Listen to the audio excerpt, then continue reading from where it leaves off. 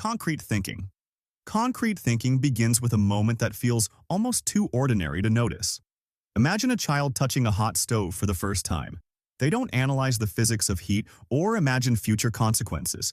They react to exactly what's in front of them. That's concrete thinking. It's grounded in the visible, the literal, the here and now. People using concrete thinking focus on facts, direct experiences, and things they can immediately observe. There's no hidden meaning, no symbolism, no what if. If you say it's raining cats and dogs, a concrete thinker might actually look outside for animals falling from the sky. This type of thinking is incredibly useful for following instructions, learning basic skills, and surviving day-to-day life. It's the foundation of how we first understand the world, and even as adults, we rely on it more than we realize, especially when things need to be clear, practical, and unmistakable. Abstract thinking. Abstract thinking is what happens the moment the mind stops accepting the world at face value and starts asking what things mean. Picture someone staring at the same rainstorm, but instead of seeing water hitting the ground, they see sadness, renewal, or time passing. Abstract thinking allows us to work with ideas that aren't physically present, concepts like justice, freedom, love, or infinity. This is the thinking style behind metaphors, philosophy, and deep conversations at 2 a.m. It's what lets you connect unrelated ideas and see patterns that aren't obvious. Abstract thinkers often live a few steps ahead of reality, imagining possibilities, symbols, and hidden layers beneath ordinary events. It can be powerful, creative, and insightful, but it can also make someone feel disconnected from practical details. Still, without abstract thinking, art, science, and human progress would barely exist. Analytical thinking. Analytical thinking steps in like a detective entering a crime scene. Everything is broken down, examined, and questioned. Instead of accepting a situation as a whole, analytical thinkers slice it into pieces and study how each part works. If something goes wrong, they want to know why, where, and how. This type of thinking thrives on logic, evidence, and structure. It's commonly used in problem-solving, mathematics, engineering, and strategy-based decisions. Analytical thinkers are rarely satisfied with surface-level answers. They want clarity and proof. But while this thinking style is excellent for accuracy and precision, it can sometimes slow people down, especially in emotional situations where not everything can be measured or explained. Still, when the goal is to understand complexity, analytical thinking becomes indispensable. Critical thinking. Critical thinking is analytical thinking with an edge. It doesn't just break things down, it challenges them. A critical thinker doesn't automatically trust information, even if it sounds confident or popular. They question sources, examine biases, and look for contradictions. Imagine hearing a shocking headline online and pausing instead of reacting emotionally. That pause is critical thinking in action. This type of thinking protects people from manipulation, misinformation, and false confidence. It requires mental discipline, humility, and a willingness to admit, I might be wrong. Critical thinking isn't about being negative, it's about being careful. In a world overflowing with opinions and half-truths, this thinking style is what separates informed decisions from impulsive ones. Flexible thinking. Flexible thinking is the quiet skill that keeps everything else from breaking. It's the ability to pause, reassess, and change direction when new information shows up. Instead of clinging to being right, flexible thinkers care more about what works. When a plan fails, they don't panic, they adapt. This type of thinking allows growth, learning, and resilience. It's what lets someone say, I was wrong, without their identity collapsing.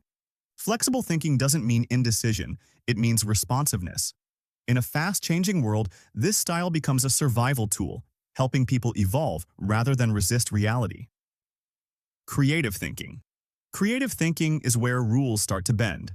This is the thinking that asks, what if we tried something completely different? Creative thinkers connect ideas that don't seem related, turning limitations into opportunities. It's not limited to artists or writers. Engineers, entrepreneurs, and scientists rely on it too. Creative thinking thrives on curiosity and playfulness, often appearing when the mind is relaxed rather than forced. It allows people to imagine new worlds, new solutions, and new perspectives. The downside is that creativity can feel chaotic, messy, and impractical at times. But without it, nothing new would ever exist, only variations of what already came before. Divergent thinking. Divergent thinking feels like standing at a crossroads and realizing there are 100 invisible paths instead of two. Rather than searching for one correct answer, divergent thinkers generate as many possibilities as possible. This type of thinking fuels brainstorming sessions, innovation, and imagination. It values quantity over perfection, encouraging wild ideas without immediate judgment. Divergent thinking is often misunderstood as unfocused, but it's actually the birthplace of originality. Later, other thinking styles can refine and organize those ideas, but without divergence, creativity would suffocate before it even starts. Convergent thinking. Convergent thinking is the counterbalance. After ideas explode in every direction, convergent thinking pulls them back together. It focuses on narrowing options, choosing the best solution, and making decisions. This type of thinking is essential in exams, logic puzzles, and real-world problem-solving where one answer actually matters. Convergent thinkers are goal-oriented and efficient, often excelling under constraints. While it may lack the excitement of creativity, it provides closure and clarity. Without convergent thinking, ideas would remain ideas, never becoming action. Logical thinking. Logical thinking follows a straight path from premise to conclusion. If A is true and B depends on A, then B must also be true. This thinking style values consistency and reason above emotion. Logical thinkers seek order and predictability, often thriving in systems with clear rules. It's extremely effective for debates, programming, and structured decision-making. However, logic alone doesn't always capture the complexity of human behavior. People aren't equations, and logical thinking sometimes struggles when emotions enter the picture. Still, it remains one of the most reliable tools for making sense of structured problems. Emotional thinking. Emotional thinking begins in the heart rather than the head. Decisions are shaped by feelings, moods, and personal experiences. This type of thinking often gets dismissed as irrational, but it plays a huge role in relationships, empathy, and moral judgment. Emotional thinkers are highly attuned to how situations feel, not just how they work. They can sense tension in a room, understand unspoken pain, and respond with compassion. While emotional thinking can sometimes cloud judgment, ignoring it entirely leads to cold, disconnected decisions. Balance is key, because emotions carry information logic can't always detect. Black and white thinking.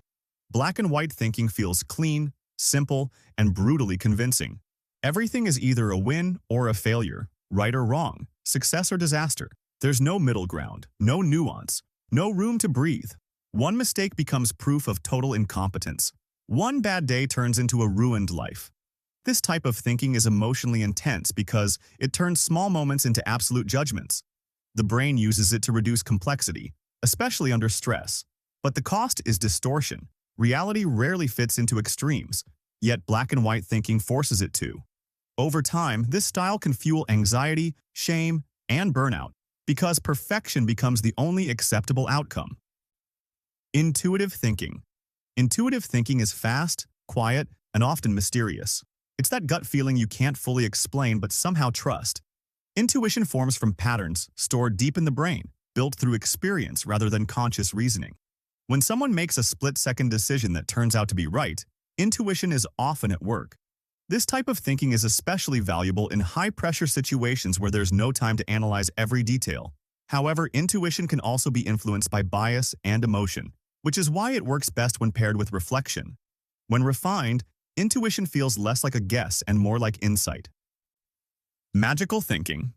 Magical thinking usually begins quietly, almost innocently. It's the moment someone believes their thoughts, wishes, or small actions can influence reality without any logical connection.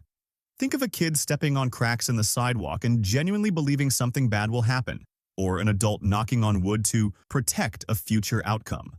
This type of thinking thrives in uncertainty, fear, and hope, especially when life feels out of control. The brain craves meaning, and magical thinking fills the gap when real explanations feel too slow, too complex, or too uncomfortable. It can be comforting, giving people a sense of control when they have none. But when taken too far, it blurs reality, turning coincidence into causation and belief into false certainty. Strategic thinking. Strategic thinking zooms out to see the long game. Instead of focusing on immediate outcomes, Strategic thinkers consider future consequences, hidden variables, and timing. This thinking style is essential in leadership, warfare, business, and planning. Strategic thinkers constantly ask, if I do this now, what happens next? They anticipate reactions, adapt to change, and position themselves carefully. While it can feel slow or overly cautious, strategic thinking often prevents costly mistakes. It's the difference between reacting to events and shaping them. Metacognitive thinking. Metacognitive thinking is thinking about thinking itself. It's the moment you catch yourself making a mistake and adjust in real time. This type of thinking allows people to reflect on how they learn, decide, and solve problems. Metacognition builds self-awareness and mental control, helping people improve over time. It's what turns experience into wisdom rather than repetition. Those who master metacognitive thinking become better learners, better decision-makers, and better versions of themselves. It's not flashy, but it's transformative. Reflective thinking.